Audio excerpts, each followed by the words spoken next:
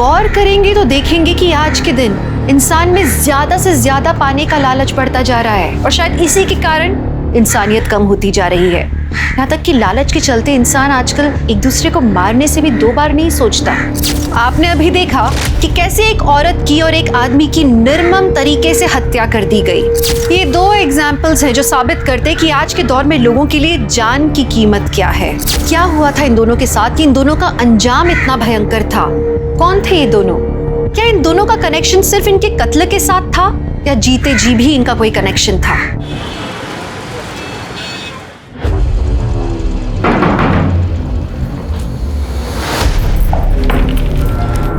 आ गई घर की याद? नहीं, काम बहुत था। सेठ ने दूसरे गांव भेजा था काम के सिलसिले में। झूठ। हमें सब पता है कि आप पूरा दिन क्या काम करते हैं। यहाँ घर में खाने को दाने नहीं है और साहब को अय्याशा करनी होती बात। सच बोलोगे तो क्यों नहीं करोगी यकीन मैं?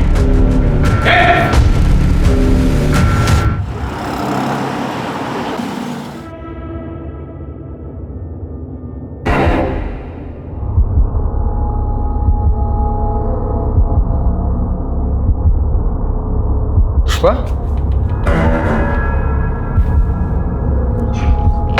पुष्पा पगला गई हो क्या? हाँ, दरवाजा खोल के सो रही हो? कुछ चोर आ गया तो का चुरा कर लेकर जाएगा वो इस घर में से? है का इस घर में चुराने को? चुप कर, चबर चबर मत कर। भूख लगी, खाने दे। भूख तो हमें भी लगी है लेकिन कुछ नहीं है खाने को।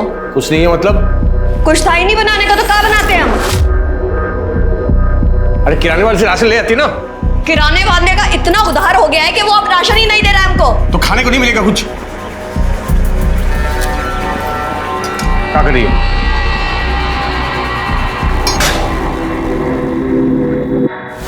पियो और सो जाओ। अब से ये ही मिलेगा जब तक तुम पैसे का इंतजाम नहीं करते हो। मजाक बना के रख दिया। मजाक तो तुमने हमारी जिंदगी का बना के रख दिया है।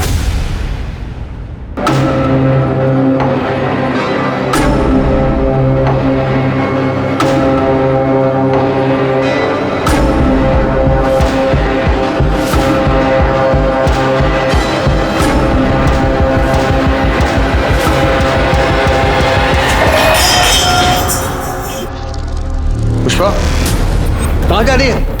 पुष्पा, पुष्पा, रुक! ए पुष्पा, रुक!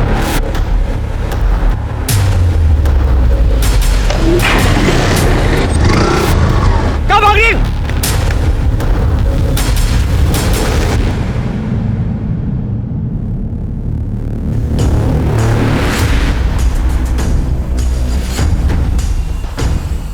सर, गुमशुदगी की रिपोर्ट लिखवानी है सर। पुष्पा नाम है सर, 28 साल की है। 2 दिन हो गए सर गायब हुए। और आप कौन है? क्या लगता है इनके? सर ये जानने वाली बहन की तरह है सर। ये तो शादीशुदा लगती है। हाँ सर। तो इनके पति का है, वो क्यों नहीं आया कंप्लेंट लिखवाने? सर इनके पति का नाम लल्लन है। दिल्ली में छोटा सा बिजनेस है सर, तो चिलकाना और भुल्ली गांव आना जाना होता रहता है। वो यहाँ इसलिए नहीं आया क्योंकि पुष्पा ने लल्लन को छोड़ दिया सर। वो सरपंच है ना सर, प्रताप यादव, भुल्ली गांव के, उनसे शादी करने वाली थी। लेकिन 2 दिन पहले मुझे रात को कॉल आया कि पुष्पा। हेलो हेलो अखिलेश, तुम हमें लेने आ सकते हो? अभी? हाँ अभी, जल्द से जल्द प्लीज। हुआ क्या है पर? अखिलेश, हमने फैसला किया है कि हम प्रताप यादव से शादी नहीं करेंगे। क्या हुआ? वो हम तुम्हें मिलने के बाद बताएंगे। प्लीज हमें लेने आ जाओ, 9 बजे तक आ जाओ। हाँ ठीक है, मैं इंतज़ार करता रहा सर, लेकिन वो आई नहीं। मैंने फ़ोन भी किया लेकिन फ़ोन अब तक बंद आ रहा है। अगले दिन मुझे दिल्ली जाना था तो मैं चला गया। वापस आने के बाद मैंने बहुत कोशिश की लेकिन वो ना ही प्रताप यादव के यहाँ है ना ही लल्लन सिंह के यहाँ। लेकिन ये प्रताप यादव की तो 2 दिन पहले शादी हो गई है ना? हाँ सर, किसी और से की। मैं ज़्यादा नहीं जानता सर, आप प्लीज़ पता लगाइए ना कि कहाँ है।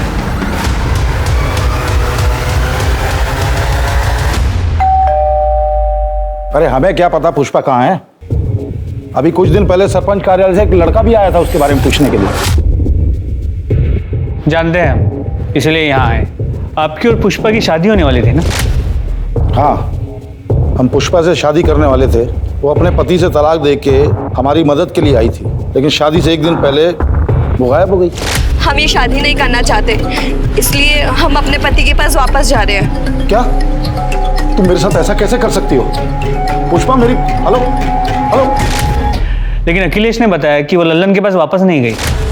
तो गई होगी गई। देखिए पुष्पा ने जो भैया को बताया हमने आपको बता दिया। पता है उसकी वजह से हमें कितनी परेशानी हुई। शत्रु, नाक कटने की नौबत आ गई थी दरोगा जी हमारी। एक दिन बाद शादी थी, आसपास के तमाम गांव में निमंत्रण दिया हुआ था। वो तो भगवान की कृपा है कि शादी से एक दिन पहले हमें सपना मिल गई जिनसे हमारी शादी हुई, वरना कितनी बदनामी होती है हमारी। लीजिए चाय पीजिए।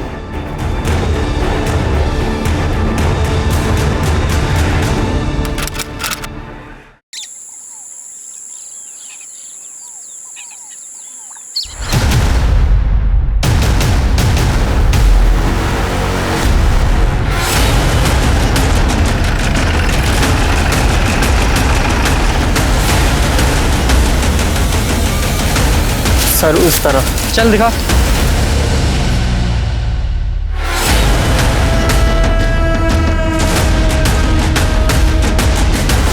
पूजा जरा चेक करो। गुप्ता आसपास चेक करो।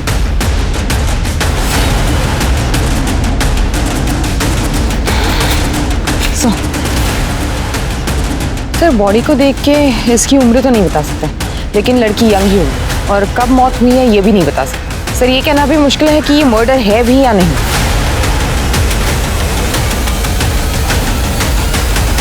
पूजा जरा इसका हाथ देख, ये अंगूठी निकालो इसका हाथ से।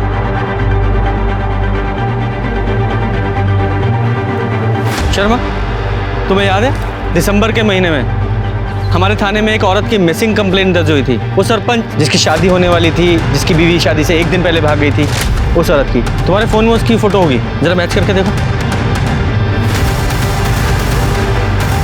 सर है, जरा जूम करो इसके हाथ पे, इसकी अंगूठी पे, और इस अंगूठी से मैच करो। एग्जैक्टली वही है।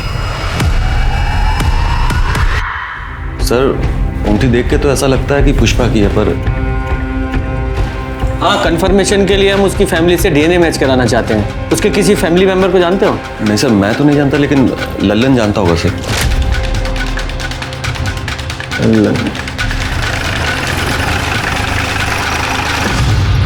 पुष्पा हमेशा पैसों के लिए झगड़ा करती थी मुझसे। कितनी बार तो खाना भी नहीं बनाती थी, मुझे भूखे पेट पानी पीकर सोना पड़ता था।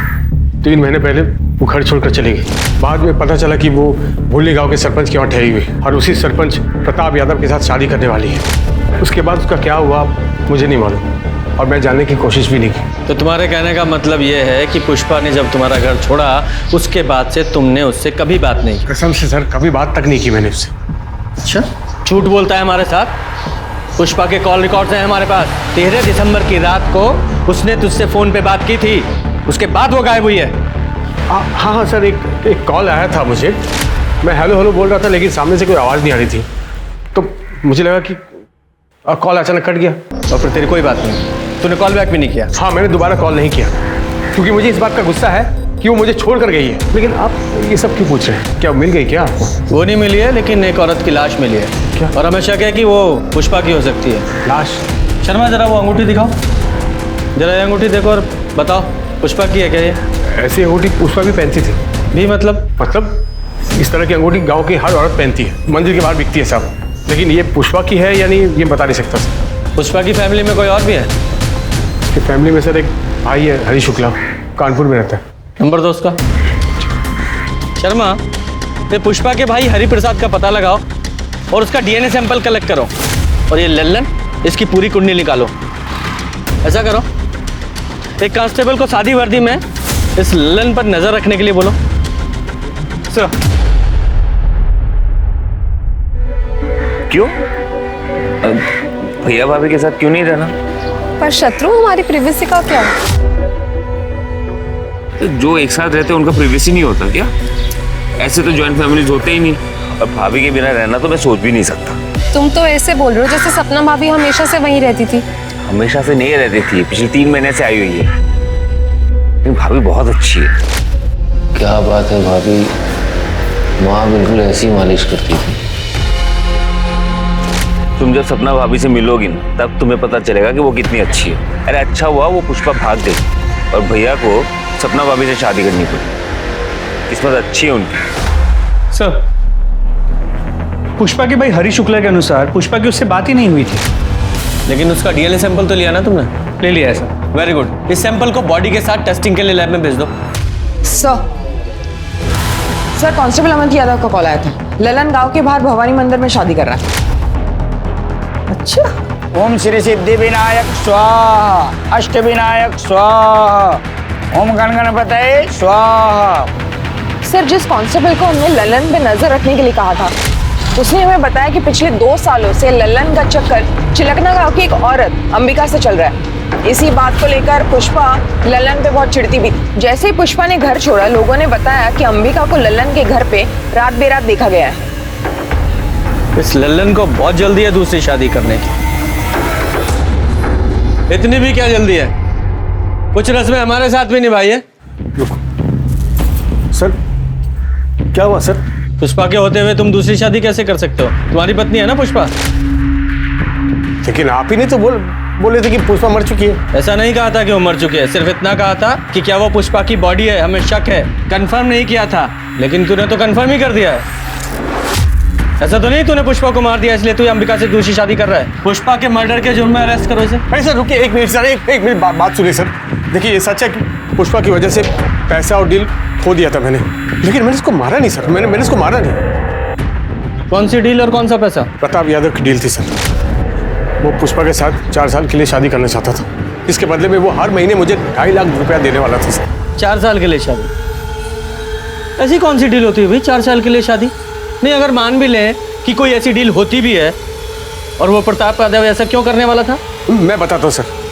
ये जो प्रताप यादव है, ये 2 बार से सरपंच पद पे था, लेकिन इस साल सरपंच की सीट औरतों के लिए आरक्षित थी और वो कुंवारा था, इसलिए वो चाहता था कि कोई औरत नकली पत्नी बनके उसके साथ रहे सर, बस और कुछ नहीं। तो पुष्पा ही क्यों? देखिए सर, वो मुझे स्कूल के टाइम से जानता था, इसलिए वो मेरे घर पे आया और ये सब। अरे ऐसे कैसे दे दे अपनी पत्नी को प्रताप? और आगे होगा।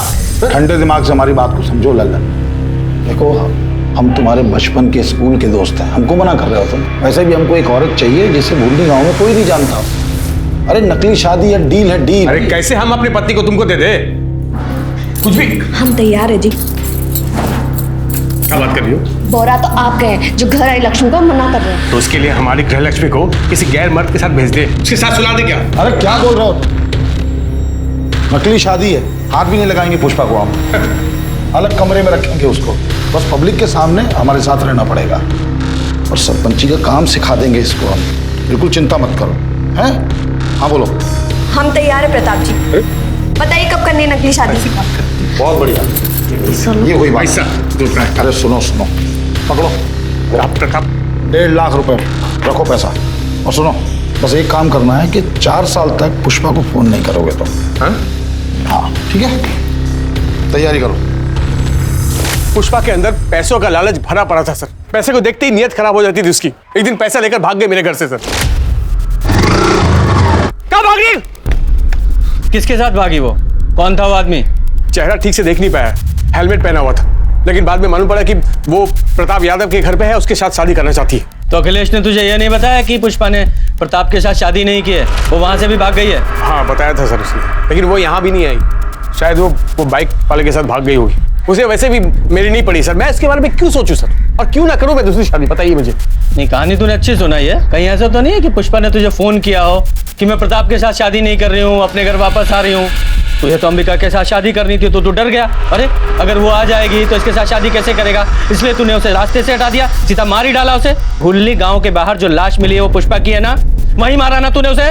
कसम से बोल रहा हूँ, मुझे नहीं पता, मैंने उसको नहीं मारा सर। वो तो हम पता लगा ही लेंगे कि किसने मारा है, जब तक केस सॉल्व नहीं हो जाता गांव के बाहर नहीं जाएगा तू। और हाँ, ये दूसरी शादी करने की भी जरूरत नहीं है, समझ गया? वरना तेरी बारात थाने से निकालूंगा मैं। कीजिए, उस प्लॉट को डेवलप कीजिए। बस ध्यान रखिएगा कि बीच बीच में फूलों के पौधे भी लगाने हैं। पब्लिक गार्डन प्रॉपर्टी है वो। ठीक है सरपंच जी, हो जाएगा। पेपर साइन हो गए? जी। ये लीजिए 5 लाख रुपए। पेपर दो।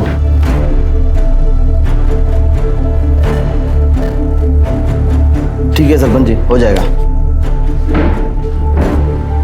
राज, राज, ये कहाँ रहता है ये? जी जीजू, प्रणाम। राम प्रसाद की फाइल का क्या हुआ? वो तो मैंने तेज प्रकाश को बोला था ना उन्हें दिखाने के लिए। जब तेज प्रकाश को बोलना होता तो तुमको क्यों बोलते हम? जीजू पर वो तो मैंने। हमारे जीजू होने का फायदा मत उठाओ। वैसे भी पूरे गांव में सपना की सरपंची का डंका बजाते फिरते हो। कायदे में रहोगे तो फायदे में रहोगे। जी जीजू। कैसे हो भैया? नमस्ते भाभी। नमस्ते। अच्छा भैया, वो ट्यूबवेल वाले केस में शास्त्री जी मान गए। देखा, सीखो इनसे कुछ। हमारे भाई होने के नाते अकड़ सकते हैं, लेकिन नहीं, जो काम हम इनको बोलते हैं पूरी ईमानदारी से पूरा करते हैं, किसी दूसरे पे थोपते नहीं हैं, समझे? जीजू पर वो काम मैं। सही तो कह रहे हैं, कुछ सीखो शत्रु से। पर नहीं, तुम्हारे दिमाग में तो गोबर भरा है। अब खड़े क्या हो, जाओ यहां से।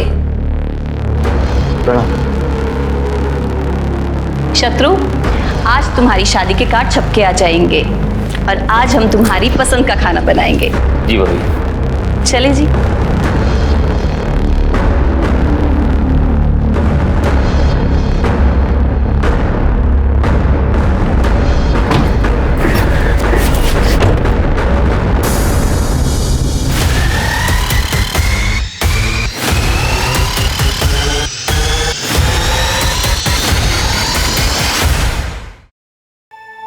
अरे राज, अरे क्या कर रहे हो? नीचे उतरो, गिर जाओगे। आपको क्या फर्क पड़ता है? जाओ अपने पति और देवर को देखो। मैं तो नौकर हूं ना घर का। कैसी बातें कर रहे हो? चलो नीचे उतरो, नीचे उतरो।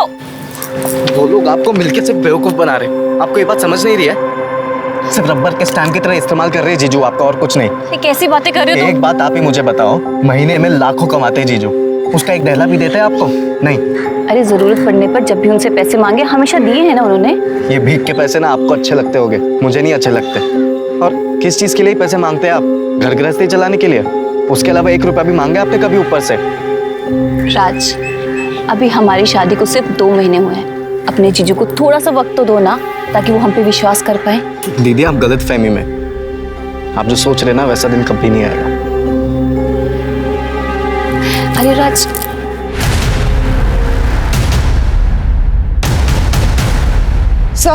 सर हमने प्रताप के बारे में पता किया तो उसका राइट हैंड तेज प्रकाश एक हिस्ट्री शीटर है। उसकी बीवी राजेश्वरी प्रताप के घर नौकरानी का काम करती है। सर पड़ोसी से पूछताछ की तो एक पड़ोसी कमली सिंह ने हमें बताया कि राजेश्वरी को भूषण ज्वेलर्स के यहाँ पे चांदी के बर्तन बेचते हुए देखा है मैंने।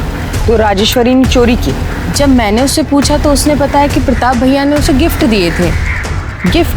हाँ, पहले भी मैंने ऐसे गिफ्ट बेचते हुए दुकान पर उसको देखा है, लेकिन लगता है जब से सपना भाभी आई है उसे गिफ्ट मिलना बंद हो गया है। ये राजेश्वरी और प्रताप यादव, इन दोनों का कोई चक्कर है क्या? सर कमली ने कुछ खुल के नहीं बताया। उसने नहीं बताया तो सीधे राजेश्वरी से पूछते। सच कहते हैं साहब, वो सारे गिफ्ट्स भैया जी ने दिए थे। साहब हम भैया जी के गिफ्ट घर पे नहीं रख सकते थे, इसलिए हमने बेच दिया, क्योंकि वो भैया जी और शत्रु अच्छे आदमी नहीं है। अच्छे इंसान नहीं है इसका क्या मतलब है? साहब बहुत मौका परस्त लोग हैं, मतलब अपने फायदे के लिए कभी भी बदल सकते हैं। देखिए ना, यूँ तो भैया जी ने कभी शादी नहीं की, सारी जिंदगी कुंवारे थे, पर जैसे सरपंच की कुर्सी बचाने का मौका आया उन्होंने फटाफट शादी कर ली। भैया जी की पीने की आदत है, पीने के बाद वो बहुत बदतमीजी करते हैं। और तुम्हारा पति, वो कौन सा दूध का दूल्हा है? साहब हम मानते हैं कि वो दूध के दूल्हे नहीं है, पर हाँ जब से उन्होंने हमसे शादी की वो बदल गए। हाँ, वो भैया जी के छोटे मोटे बुरे काम कर देते, मतलब लोगों को डराना धमकाना, उनके पैसों को संभालना। तुम्हारे भैया जी के लिए तुम्हारे पति तेज प्रकाश ने कोई खून भी किया है? ये आप क्या बोल रहे हैं साहब? हम खूनी नहीं है। तो इतना डर क्यों रहे हो? साहब पुलिस को देख के कौन ही डरता है? अब हम लोग तो गरीब आदमी हैं साहब, जैसे तैसे करके गुजारा होता है। हमें छोड़ दो साहब। 13 दिसंबर को कहाँ थे तुम? 13 दिसंबर मतलब जिस रात पुष्पा गायब हुई, उस रात कहाँ थे तुम? साहब ये तो घर पर ही थे। हाँ साहब, मैं घर पे ही था और अगले दिन जब हवेली पहुंचा तो पता चला पुष्पा जी भाग गई। भैया जी बहुत गुस्से में थे क्योंकि शादी की सारी तैयारियां हो गई थी।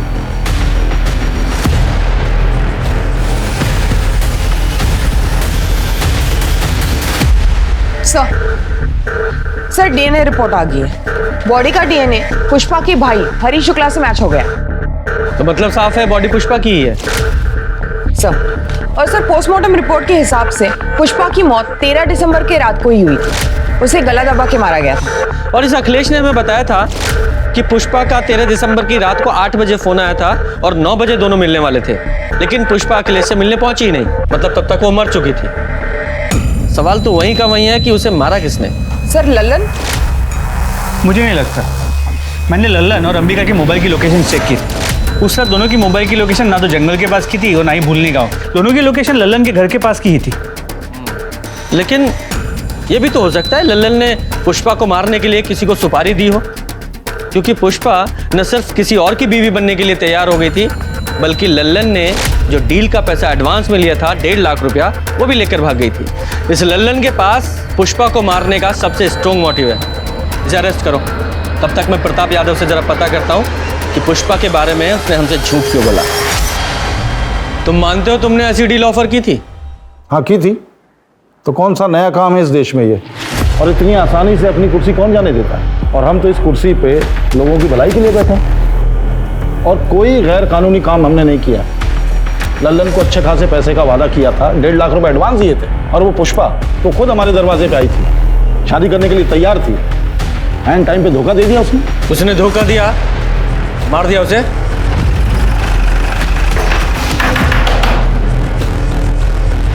सर आप ले चलो इसे। लेकिन क्यों सर? मैंने क्या किया सर? पुष्पा का मर्डर। एक मिनट सर, मैंने पुष्पा को नहीं मारा सर। आप प्रताप और शत्रु से पूछे ना, उन्होंने मारा होगा सर। भैया ने ऐसा कुछ नहीं किया। तुम्हारी हिम्मत किसी भैया पे इल्जाम लगा रही है? हिम्मत की बात करेगा ना। एक मिनट इंस्पेक्टर साहब, हमने कहा ना कि पुष्पा की मौत से हमारा कोई लेना देना नहीं है। क्या हुआ था उस रात? देखिए हम पुष्पा से मिलने उसके कमरे में गए तो पुष्पा हमें नहीं मिली। तो पूरे घर को ढूंढा हमने, वो कहीं नहीं मिली। फिर बाद में पुष्पा का फोन आया, उसने बोला कि वो हमसे शादी करने को तैयार नहीं है, इसलिए घर छोड़ के गई है। उस रात तुमने पी रखी थी? ये कैसा सवाल कर रहे हैं आप? हमने सुना है तुम रोज पीते हो और पीने के बाद जरा ज्यादा ही तरन्नुम में आ जाते हो और बदतमीजी करने लगते हो सकता है उस रात तुमने उसके साथ बलात्कार करने की कोशिश की, उसने विरोध किया तो मार डाला उसे। देख क्या बकवास कर रहे हो? एक मिनट इंस्पेक्टर साहब, बात कर रहे हैं ना हम। आप हाथ क्यों चला रहे हैं? हम मानते हैं कि हम रोज शराब पीते हैं, लेकिन हम किसी औरत के नजदीक नहीं जाते, यहां तक कि हम किसी को छूते तक नहीं है। चाहे तो आप सपना से पूछ लीजिए। अपनी पत्नी को भी नहीं छूते? देखिए हम पराई औरत के बारे में बात कर रहे हैं।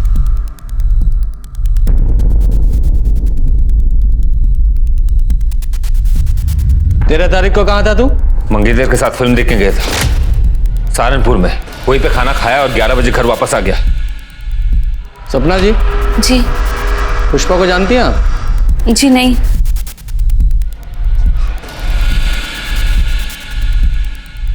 राजेश्वरी को आप बड़े महंगे तोहफे देते हैं। हाँ, बोनस होली दिवाली देते हैं। क्यों? हमें पता चला है कि राजेश्वरी मार्केट में बड़े महंगे महंगे सामान बेच रही है, ये कहकर कि वो तोहफे आप उसे देते थे। अपना लॉकर, अपना सामान जरा चेक कर लीजिएगा।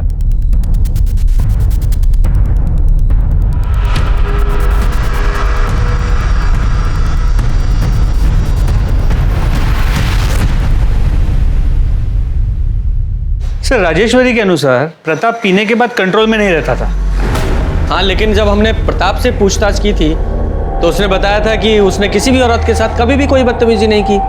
और सपना ने उसकी हाँ में हाँ मिलाई थी। कहीं ये सपना प्रताप की टेम्परेरी बीवी तो नहीं है, जैसे कि पुष्पा होने वाली थी? हो सकता है सर। फिर गांव में जाकर पता करो, इस प्रताप ने कभी किसी गांव वाली औरत के साथ कोई बदतमीजी की थी क्या? सर मैडम, वो तो किसी औरत की तरफ नजर उठाकर देखते तक नहीं थे। मुझे बहुत गर्व है कि मेरा बेटा प्रताप भैया जी को अपना आदर्श मानता है। अरे गांव वालों के हिसाब से ये प्रताप यादव भगवान के समान है, तो इस राजेश्वरी ने हमें कौन से प्रताप के बारे में बता दिया? शत्रु और हमने पूरे घर के सामान को चेक किया। ये रही वो लिस्ट जो तुमने पिछले कुछ दिनों में चुराई है। सच बोलो, सच बोलो। हैं? भैया जी देखिए, इसमें कोई गलती नहीं है। ये सारा सामान हमने चुराया था पैसों के लिए। हमें माफ कर दीजिए भैया जी। दोबारा अपनी शक्ल मत दिखाना, मैं निकल जाओ। तुम भी जाना चाहते हो? भैया जी हमारी बीवी की गलतियों को माफ कर दीजिए भैया जी। आप जैसा मालिक हमको कहाँ मिलेगा भैया जी? हम आपको छोड़ के कहीं नहीं जाएंगे भैया जी, बस हम यहीं रहेंगे। हम आपको छोड़ के नहीं जाएंगे भैया जी। प्लीज हमको माफ कर दीजिए भैया जी, भैया जी माफ कर दीजिए। बोल रहा सर हो सकता है प्रताप में कोई कमी ना हो, लेकिन ये नई सरपंच सपना यादव, उसके बारे में ऐसे नहीं कह सकते, क्योंकि प्रताप से पहले उसकी शादी अमर शर्मा नाम के एक आदमी से हुई थी। ठीक है, अमर और सपना इन दोनों से अलग अलग बात करते हैं। हाँ सर, मैं ही हूँ सपना का अभागा पति अमर शर्मा।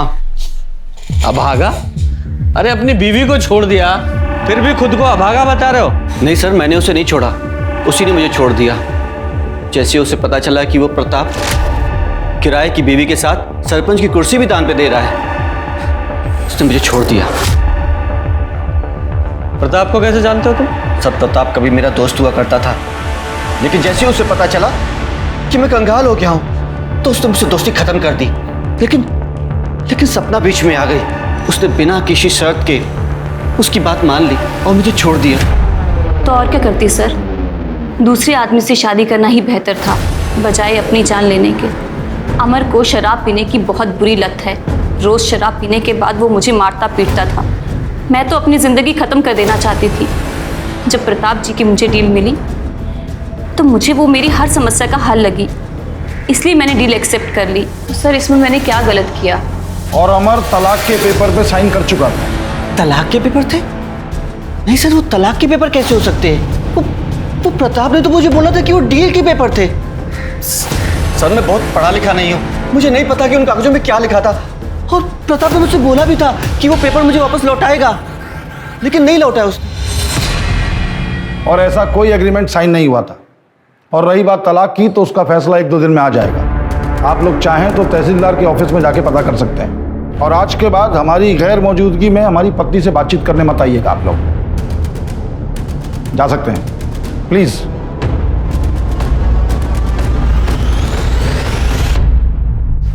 सर 10 तारीख की रात पुष्पा जिस बाइक पे भागी थी, कहाँ भाग रही? वो बाइक पुष्पा को पिक करने से पहले एक गैराज में रुकी थी। वो गैराज बाईपास रोड पे था, वहाँ एक सीसीटीवी कैमरा था और सर उस आदमी ने अपना हेलमेट उतारा था। सर देखिए वो आदमी कौन है।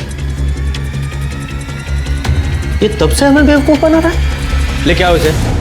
तुम्हारी लोकेशन रिकॉर्ड के हिसाब से पहले उस रात तुमने अपनी बाइक का पंचर बनवाया, फिर पुष्पा को पिकअप किया, उसे प्रताप के घर छोड़ा, उसके बाद तुम अपने घर चले गए। सही कहा मैंने? सर मैं मानता हूँ कि उस रात घर से भागने में पुष्पा की मदद मैंने की थी। ए रुक पुष्पा! दरअसल क्या हुआ था सर कि पुष्पा को लल्लन और अंबिका के रिश्ते के बारे में मालूम चल गया था। वो बहुत डरी हुई थी सर अपने भविष्य को लेके, इसलिए उसने सोचा कि क्यों ना 4 साल के लिए प्रताप की बीवी बन जाए। और वो पैसे सर जो उसकी डील के थे वो उसने लिए थे घर से। सर मैंने ही उसे प्रताप के घर छोड़ा था। 2 दिन बाद उसका फिर से फ़ोन आया और उसने मुझे बुलाया, जैसा कि मैंने सर आपको बताया भी है कि मैं वहाँ गया था। जरा अच्छे से याद करके बताओ, उस रात पुष्पा ने फ़ोन पर तुमसे क्या कहा था?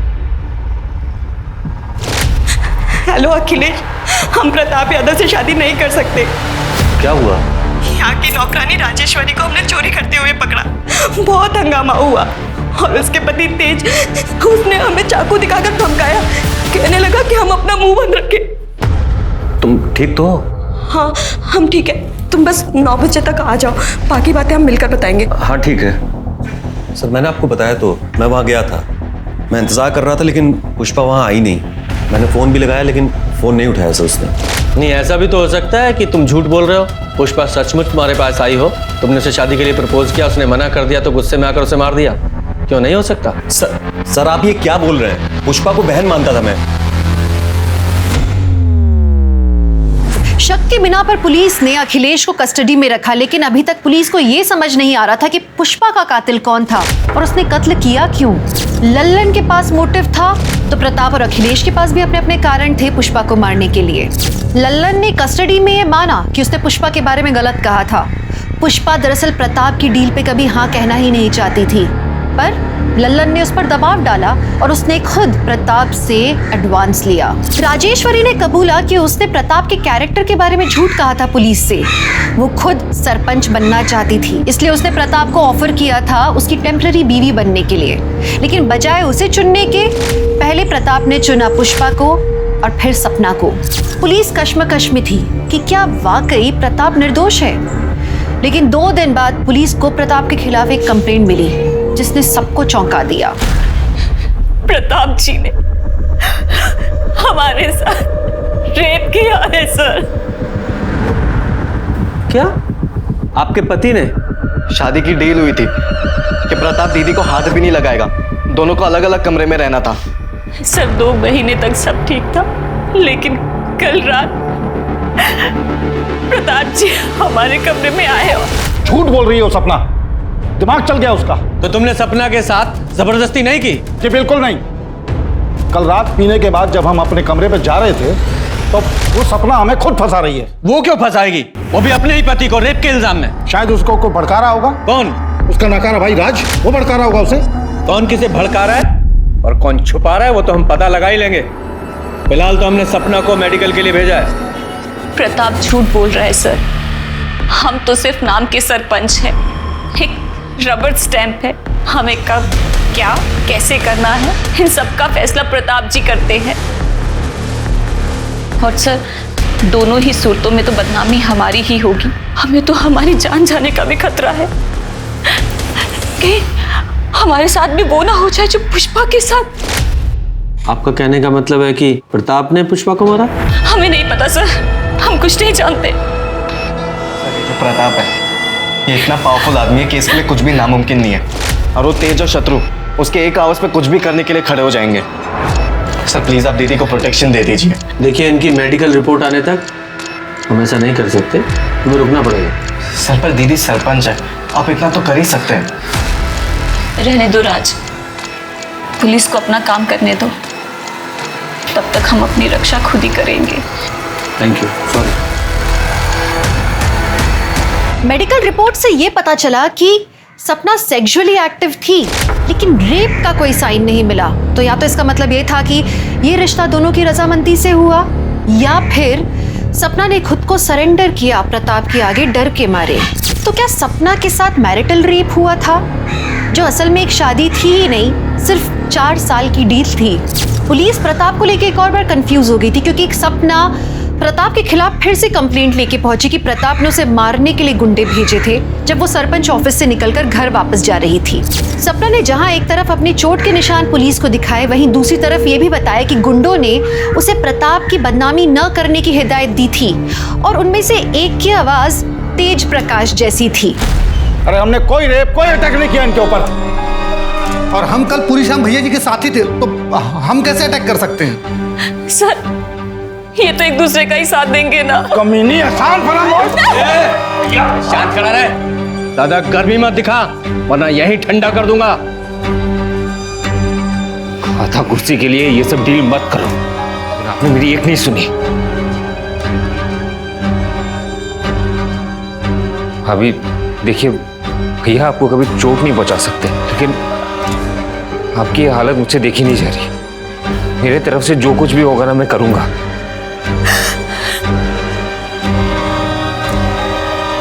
आप आराम से घर में रहिए, आपको कोई नुकसान नहीं पहुंचाएगा।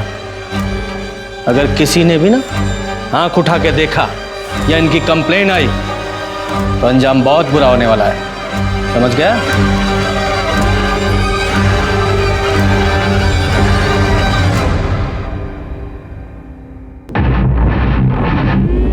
भाभी अंदर आ जाओ। हाँ आ जाओ। ये दवाई लेके आया था मैंने, आपके दर्द में आराम मिल जाएगा, लगा दूं?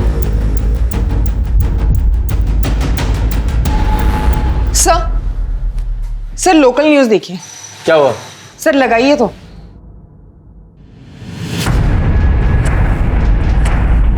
हमारे पति प्रताप जी ने हमारे साथ जबरदस्ती की और फिर अपने गुंडों और तेज प्रकाश को भेजकर हमें धमकाया, पर इससे भी उनका मन नहीं भरा। अभी 2 दिन पहले उनके छोटे भाई शत्रु ने हमारे साथ जबरदस्ती की। हमारे कमरे में मेरे घाव पर मरहम लगाने के बहाने उसने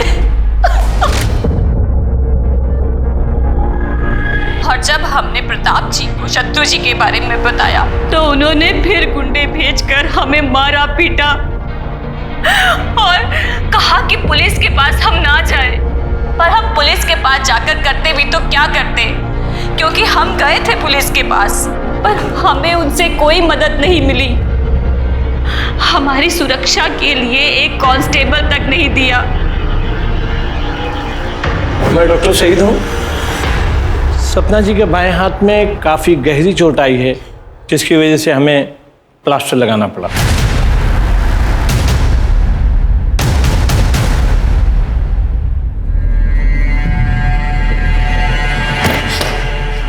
शत्रु कमीने, एक नंबर के धोखेबाज हो तुम, एक नंबर के धोखेबाज हो तुम।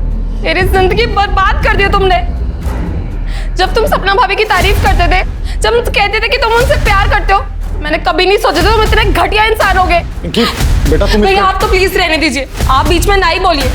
वैसे भी किसी रेपिस्ट से मैं शादी नहीं कर सकती, तो आप भूल जाइए। इस घर की कभी बहू बनूंगी मैं। ये रिश्ता मैं तोड़ती हूँ। शक्ल मत दिखाना कभी अपनी। शत्रु चिंता मत करना है, हम सब ठीक कर देंगे। बिल्कुल चिंता मत करना, अभी बात करते हैं। तेज कहाँ हो तुम? अभी का भी निकलो। क्या बोल रहे हैं हम? अभी का भी निकलो।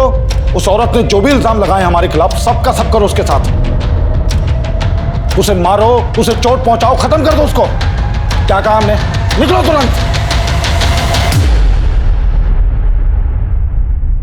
मुझे इस प्रताप से फिर से बात करनी होगी।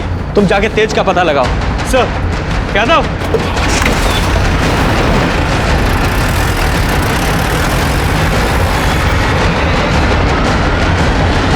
क्या चल रहा है? सर वो सपना जो बोल रही है, झूठ बोल रही है। वो तेज कहाँ है? तेज कहाँ है? बोलो शर्मा। सर ये तेज प्रताप घर पे नहीं है।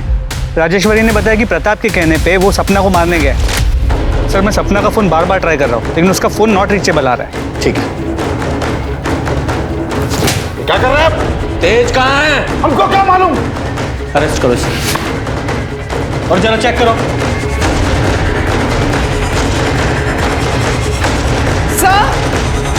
सर 1 मिनट यहाँ आइए।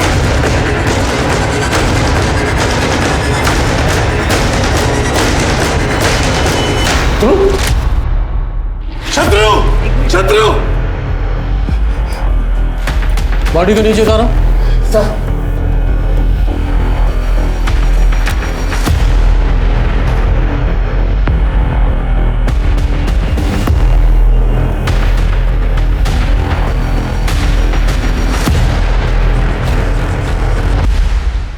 मैंने सपना भाभी को कभी बुरी नजर से नहीं देखा। वो तो मेरे लिए मां समान थी। उनकी गलत इल्जाम ने मेरी जिंदगी बर्बाद कर दी। मैं फिर भी लड़ने के लिए तैयार था। पिंकी ने मुझसे रिश्ता तोड़ दी। अब मेरे लिए जीने का कोई मतलब नहीं है भैया, मुझे माफ कर दो।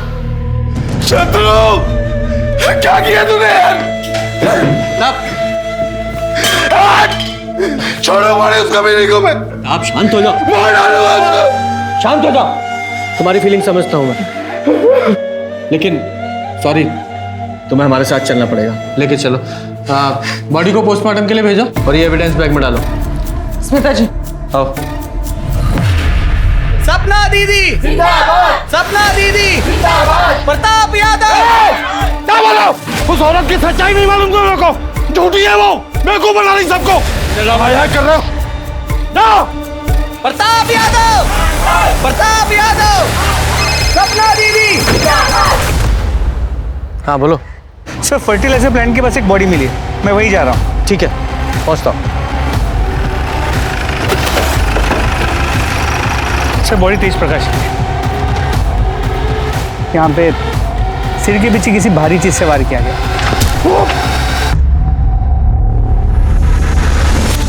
और सर इसकी पॉकेट से ये टूटा हुआ मोबाइल फोन मिला। हाँ। और ये लॉकेट यहाँ पास में ही पड़ा हुआ मिला।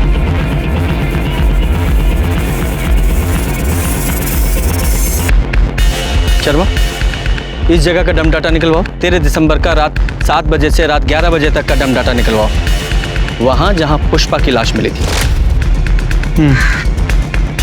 क्योंकि ये लॉकेट मैं पहचानता हूं किसका है।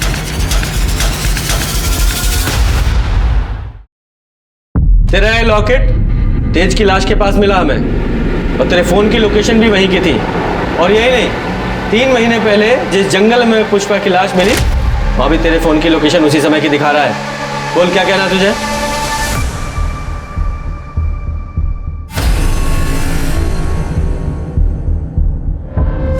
क्योंकि ये लॉकेट मैं पहचानता हूं किसका है।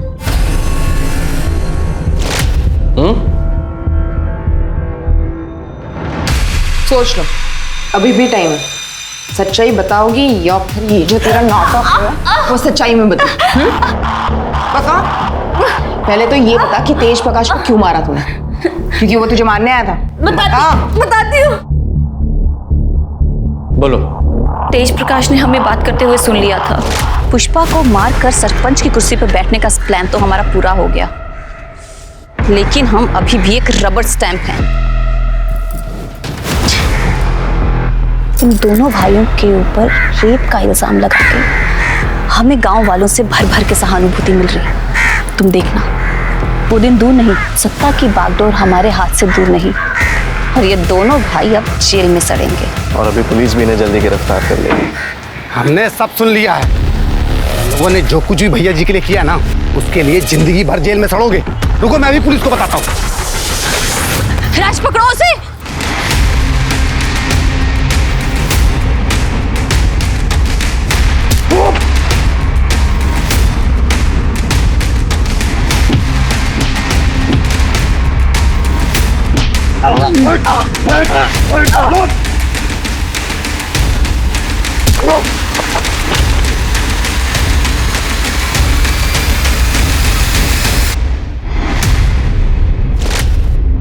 और पुष्पा को क्यों मारा? प्रताप की टेम्पररी बीवी का सपना मेरे पति अमर ने यह कहकर ठुकरा दिया कि मैं गैर मर्द के साथ कैसे रह सकती हूँ। बेवकूफ था वो। लेकिन जब मुझे पता चला कि पुष्पा प्रताप की बीवी बनने वाली है और पुष्पा प्रताप के घर में है, तो मैं पुष्पा से मिलने उसके घर पर गई। मुझे पता था प्रताप हर शाम को शराब पीता है। जब मैं वहां पहुंची तो मैंने देखा कि क्या चल रहा है? हमने राजेश्वरी को चोरी करते हुए देखा है। अपनी आंखों से देखा हमने। बोली भैया जी खुद चोरी करते हैं। दो आओ, चलो निकलो यहाँ से। आओ। सॉरी पुष्पा। मैं पुष्पा के कमरे में गई और उसे मैंने बताया कि प्रताप शराब पीने के बाद एक अलग आदमी बन जाता है। मैंने कहा था ना तुम्हें, देख लिया ना अपनी आंखों से। पर उन्होंने वादा किया था कि वो हमें कभी नहीं छुएंगे। पुष्पा, कोई भी आदमी इस बात पे कायम नहीं रह सकता, और प्रताप जैसा आदमी जिसके पास सत्ता की कुर्सी है, पावर है, वो तो कभी भी नहीं। देखो पुष्पा, अगर तुम अपनी इज्जत बचाना चाहती हो तो चली जाओ यहाँ से। ना जाने कितनी ही औरतें इसकी दरिंदगी का शिकार हुई हैं, और इन आदमियों को क्या है, इनको तो रोज कोई ना कोई चाहिए। हाँ, तुम सही कह रही हो। देखो, हम तुम्हें घर छोड़ देते हैं, हम बाहर तुम्हें मिलेंगे। तुम अपना सामान जल्दी से पैक कर लो। हेलो अखिलेश। मैंने राज को पहले ही गाड़ी तैयार रखने के लिए बोला था। पुष्पा, तुमने बहुत सही फैसला किया। तुम हमको ना गांव के बाहर ही छोड़ देना। ठीक है, तुम एक काम करो, अब प्रताप जी को फोन करके बोल दो कि तुम उनसे शादी नहीं करना चाहती, ताकि वो तुम्हारा पीछा ना करे। हेलो, हम बोल रहे हैं, हम ये शादी नहीं करना चाहते, इसलिए हम अपने पति के पास वापस जा रहे हैं। क्या तुम मेरे साथ ऐसा कैसे कर सकती हो? Hello hello Pushpa.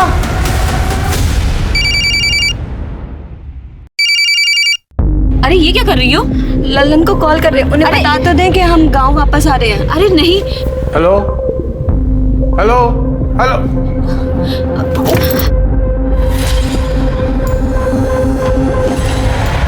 उसके कपड़े जला दिए और 1.5 लाख रुपए मैंने अपने पास रख लिए और फिर हमने गाड़ी को अच्छे से साफ करके उसे बेच दिया। वैसे तुम बहुत कमाल की एक्टर हो, हैं? और पुष्पा को रास्ते से हटाकर तुम खुद उसकी बीवी बन गई। वाह, और बहुत अच्छा नाटक किया तुमने उनकी बीवी बनने का। जैसे वो बोलता रहा वैसे करती रही, एकदम गुड़िया बन के। हालांकि इस बीच राज ने कई गलतियां की, पर वो मैंने सब संभाल ली। मैं बस अपना समय काट रही थी। प्रताप और शत्रु के खिलाफ जो तुमने कंप्लेन की थी वो झूठी थी। शत्रु तो मुझे अपनी माँ समान मानता था, बेचारा बेमतलब मारा गया। मुझे तो सरपंच की कुर्सी चाहिए थी, पूरी कुर्सी। रबर स्टैंप बन के नहीं रहना चाहती थी मैं, स्टैंप लगाने वाला मैं हाथ बनना चाहती थी। इनके खिलाफ चार्जशीट बनाओ और अब जेल में बनना तुम सरपंच, वहां मिलेगी तुम्हें कुर्सी। लालच ने 3 लोगों को मौत के घाट उतार दिया। राजेश्वरी प्रताप को लालच के कारण बदनाम कर रही थी। सपना को पुष्पा को मार के टेम्पररी वाइफ बनने के बाद भी लालच खत्म नहीं हुआ, उसे और चाहिए था। और प्रताप उस सरपंच की कुर्सी पर नियंत्रण रखे रहने के लिए टेम्पररी बीवी लाने को तैयार हो गया। ये प्रताप का डिसीजन था, जिसकी वजह से 3 लोगों की मौत हो गई, 1 इंसान का प्यार छिन गया और 4 परिवार बिखर गए। हमारे पूर्वजों ने बिल्कुल ठीक कहा है, लालच बुरी बला है। तो चलिए, मैं दिव्यांका त्रिपाठी दहियाब लेती हूँ आपसे विदा। फिर मिलूंगी क्राइम पेट्रोल सतर्क के नए एपिसोड के साथ। आप सतर्क रहिए, सुरक्षित रहिए और देखते रहिए क्राइम पेट्रोल सतर्क। जय हिंद।